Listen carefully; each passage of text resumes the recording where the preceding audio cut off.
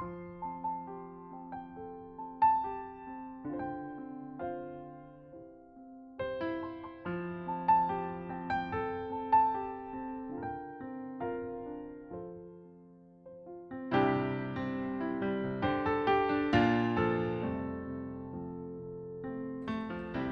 I'm Darlene and welcome to Super at 60.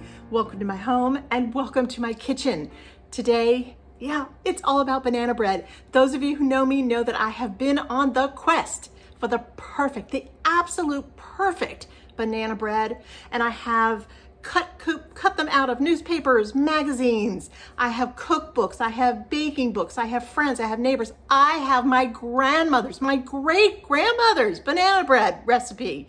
And yet it still wasn't enough. I just kept looking and looking and looking. Well, finally, I'm here to tell you this morning, the search for the perfect banana bread recipe is over. In fact, it's been over for a very long time. I've had it the whole time, and you probably have it in your kitchen as well. Your banana nut bread recipe is enough. And I'm gonna show you today just a few simple techniques that you can change up to make it extra special, like no one else's recipe. This is it, guys. This is the banana bread, the ultimate banana bread of all times. All right, guys, here's what my kitchen counter is looking like right now. Ooh, would you look at the fanciness? Yes. I have everything ready for you guys. Here's a quick look at my kitchen. Look at that. There's my glasses and my sink and all that stuff. Yep, we're gonna be over there in just a few minutes. And over there, I've got my oven preheated. Yep, we're ready to go. All right, here we go. Got everything out for you. We're gonna start with some all-purpose flour. We all have this. It's nothing fancy, 1.5 cups, in fact. The recipe, like I always put my recipes, will be below. So if you miss something or I don't get it just right, if I don't say it, it'll be below. All right, I'm just gonna give this a quick sift. This is the way I sift. I know my grandma had a sifter. I sure wish I had that sifter, but I don't. All right, and I'm gonna put in some brown sugar. Here's tip number 1, brown sugar. Whoop, ooh, isn't that cute? I love when it does that. Yeah, brown sugar. That means a good day in the kitchen when it's a mess. The molasses, rich molasses flavor in there is so wonderful. So, you know, maybe you can, if you like half and half, if your recipe calls for all white sugar, look at those 2 cute little clumps in there. All right, there we go. Yeah, perfect. All right, and now we're gonna add some baking soda. We're gonna use both baking soda, baking powder, and a little bit of salt, and there you go. I think that's just about 1/2 teaspoon of all. Each of those is 1/2 teaspoon. Yeah, makes it pretty easy, doesn't it? Just keep mixing it in. Make sure that the brown sugar clumps are out. Good grief. All right, making a mess. All right, so those are all my dry ingredients. So I'm gonna make a little well in the middle. You've heard people say this, but it's true. It's the way my grandma did it. I watched my grandma make breads. I probably watched her make this very same bread because, you know, I spent some time with her one summer, and also at her house as a little girl, I would be in the kitchen with her because that's where she always was, and probably making this very recipe. All right, let's put in 1 well-beaten egg, just like that. Just put it right in the middle. And then I'm looking at her recipe right now. We need 1/3 cup of melted butter. Now here's tip number 2. I think we're on to number 2. Okay. Brown butter, guys. Brown your butter. It takes a few minutes. Stovetop, little pan. See how nice and toasty brown it got? It's not burnt.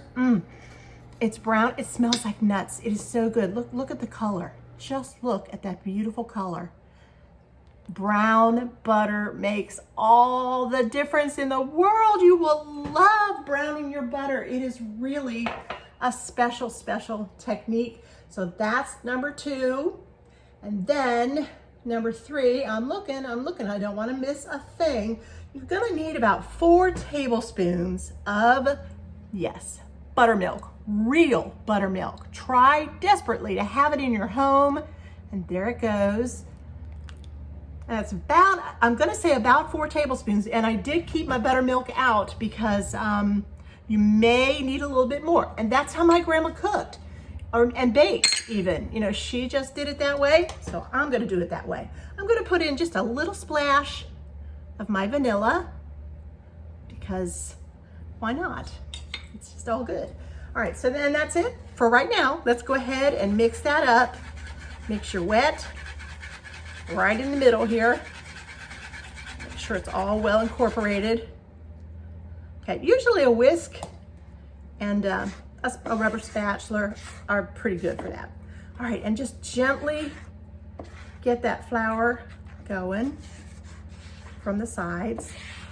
I prefer to do it by hand this way. It just makes a tender loaf. You can use your blender, your mixer. That's just fine. All right. Oh, that melted butter is like heaven, just heaven. All right, let's put in our bananas. Look how ripe those bananas are. This is 2 ripe bananas. If I had 3, I probably would have used it, but I don't. I only had 2. This is just going to make 1 loaf of bread. And if you need more, you double it. Okay, oh, Grandma, I can still see you doing this. I miss her. I truly miss her. All right, look at how beautiful that is. It's coming together. I still see a little bit of flour. You don't want to overwork it. Don't overwork it. All right, and now number 3, tip number 3, nuts. Toasted nuts. 5, maybe 7 minutes. As soon as you start to smell nuts, get them out. Toast your walnuts. Toast your pecans. It makes the difference. It makes the difference. It really does. That's tip number 3. I think that's tip number 3. I probably shouldn't count them because when I watch this video, I'll go, whoops. All right, so that's another tip. Let's just do it that way. Pretty good tips so far, I would say. Pretty good. If this is a little thick to you, I think it looks pretty good, but I'll go ahead. You can add just a splash. Just a splash. Splash can be anywhere from a teaspoon to a tablespoon. All right. If you like it a little bit looser, go ahead. Just continue though, but do not overwork it. Make sure you pull things up from the bottom. Oh, it's beautiful. Look at it. It's so pretty. And it smells so good. Just those little changes that we made. All right.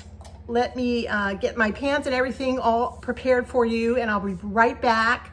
And we're gonna get this little beauty into the oven.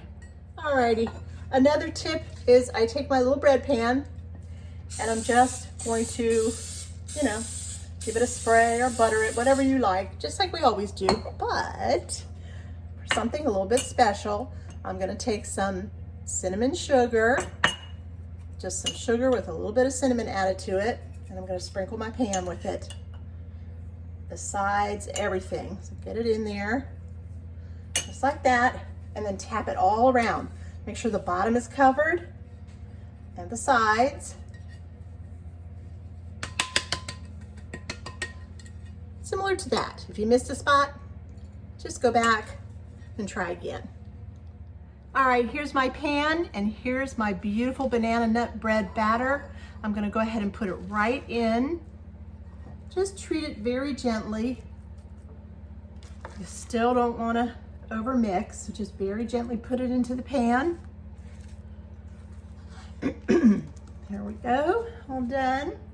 Gosh, it feels like I'm getting this done so quick because I had everything ready. It's pretty nice. That's pretty nice. All right, good. And these would make good cupcakes too. I bought recently one of those jumbo cupcake pans. There's 6 in it, and I'm so excited. I can't wait. I think I might do something with some blueberries.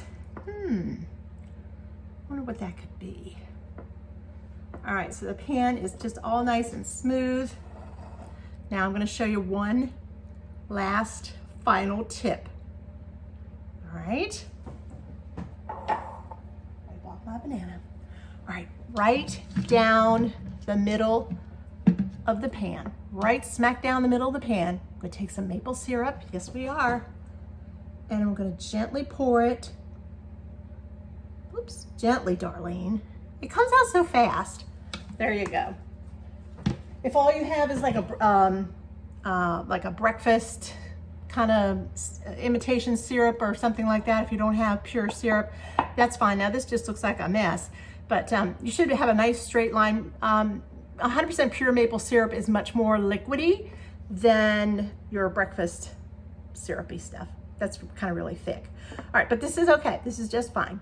I'm so excited about this banana nut bread. I really am. I could hardly sleep last night because I wanted to show you guys these new techniques that I found, discovered, and that just work beautifully. So I'm gonna stick it now into my 350 oven down there, and probably I'm gonna set it for 40 minutes and then I'll check it, but it could be anywhere from 40 to 45 to 50. You know your oven too. It could be, if it runs hot, just be careful.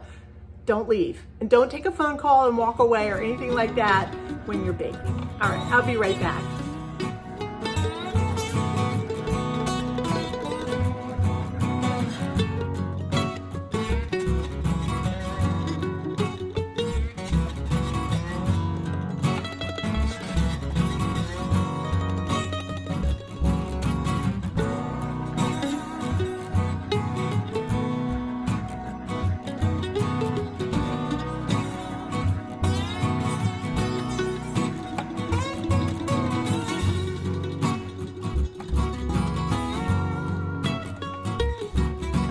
That banana nut bread. Did you see it? Isn't it beautiful? Look, here it is up close. I cut a piece for you. I put a little butter on top and it's melted already.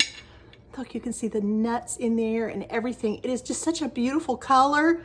I would make sure you have 3 bananas. The 3rd banana would be just perfect. And I'll make sure that in the recipe below that it does state to use 3 bananas. All right, let's just see. All right, the brown butter is key.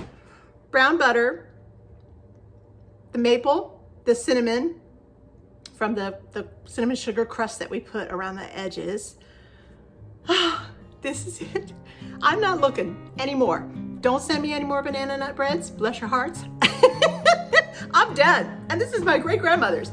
Use these techniques with your banana nut bread, or if you don't like nuts, leave the nuts out. That's just fine. But if you do, toast them for just a few minutes and it'll change your recipe. I promise you, it will change your recipe for your banana nut bread and you will have the perfect banana nut bread. Thank you so much. If you're here for the first time, go ahead and give me the thumbs up and press that subscribe button. I would love to have you here as part of our friendship. We have such a good time here at Super at 60, so come on in. I'll see you soon, guys. Bye now. Lord bless.